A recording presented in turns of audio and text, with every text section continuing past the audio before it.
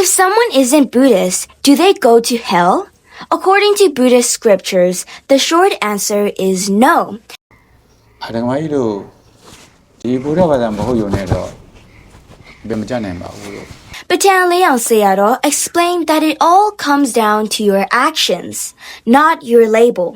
အခုတို့ဒုစရိုက်ကိုမပြုသေးသေးပြီအဘေကမကြနိုင်ပါဘူးလို့ If a person practices good ethics and lives a moral life,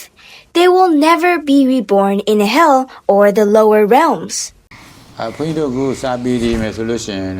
လေဗြဟ္မနိဗ္ဗာန်တို့ကေတုဝဇတ်တော်တို့မဆိုနဲ့ဘဂဗြဟ္မဆိုတာရှိတယ်ဗြဟ္မဖြစ်ပြီးတော့ဒါတဲ့ဘုရားဘာသာမဟုတ်ဘူးလို့ဘုရားဘာသာမဟုတ်ဘူးဘုရားဘာသာမဟုတ်ခနဲ့တောင်မှပဲဗြဟ္မဖြစ်နေတာပဲလို့အကုသိုလ်တွေမလုပ်ဖို့ပဲရည်ရည်တာပါပဲလို့မလုပ်ပါဘူးဖျားတဲ့မလုပ်ဘာမှဖြစ်ပါဘူး No matter what your religion is, practicing true morality is what lifts you up to a higher state of existence. နောက်တစ်ခုအနေနဲ့ရတယ်ပဲလို့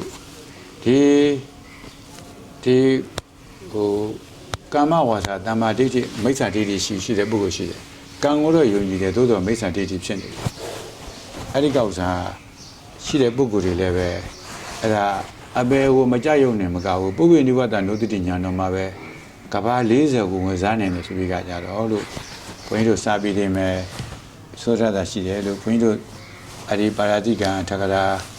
စာမျက်နှာ130နောက်ကြတော့လည်းပဲဒီ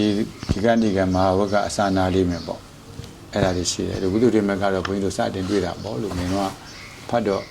အဲ့ဒါတွေ့ရှိရတယ်လို့အဲ့တော့လည်းပဲ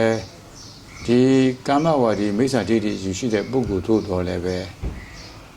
ကဘာ40ထီအောင်တော့မှာပဲပုဗ္ဗေနိဝတ္တနုတ္တိဉာဏ်ကြီးကို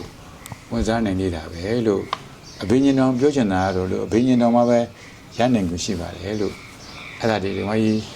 ပူဇော်မလိုပါဘူးပေါ့လေအဲ့တော့မှဘုန်းကြီးရဲ့တဲ့ဒီတခါတော့ဘုန်းကြီးစီကိုလာလဲရတာဟာတပြီးတော့တာကြီးကိုကျင့်တတ်တယ်ဗျာအမေတယောက်ရဲ့ခံစားချက်ပေါ့